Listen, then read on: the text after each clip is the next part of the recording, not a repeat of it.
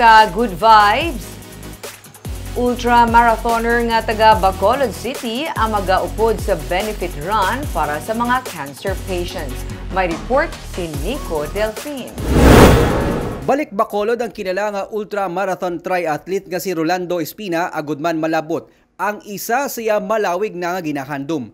Ang magdalagan agud malibot ang bilog nga isla sang Negros. Hindi na magiging training mayo kay tido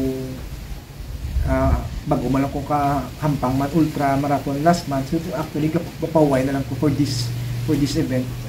Upod sa katapo sang Team Bagat nga mga run enthusiast na paminsara nila ang One Run Negros Loop agud mabuligan ang 25 ka mga cancer patient beneficiaries.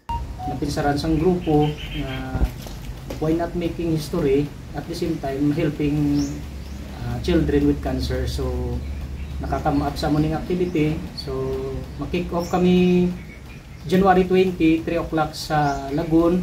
Then first stop is Sipalay City. Sa Sabado las 3 ang hapon, magasugod ang 6-day marathon run sa Capitol Lagun pakadto sa Sipalay City. Libre kag bukas ang benefit run sa mga interesado nga malabot ang masobra 680 km run. Anybody could join, sir. Masinsino lang sa Negros, within Negros, Occidental, Oriental, masinsino din. And how to join gali? Just show up lang sa 3 PM. Just be aware no you're liable for your own safety. Kabalo naman ka muguro kung maglagan ka mo.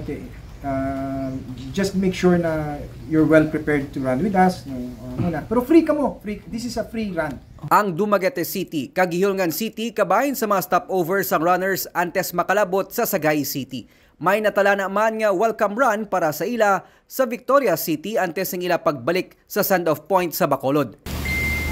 First and foremost, ang amon beneficiaries, ang mga kids with cancer kay silang ga-serve nga fuel sa amon pasyon ni subong sa amon nga bukasiran. Si Espina ang nahauna nga Pinoy nga nangin kabahin sang masobra 246 kilometers pentathlon ultra-marathon race sa Greece ang 2016. Sa edad nga 50 anyos, natala na siya nga liwat nga magapasakop sa iya ikawalo na nga Spartathlon race sa Setyembre. Nico Delfin para sa DigiCast Negros.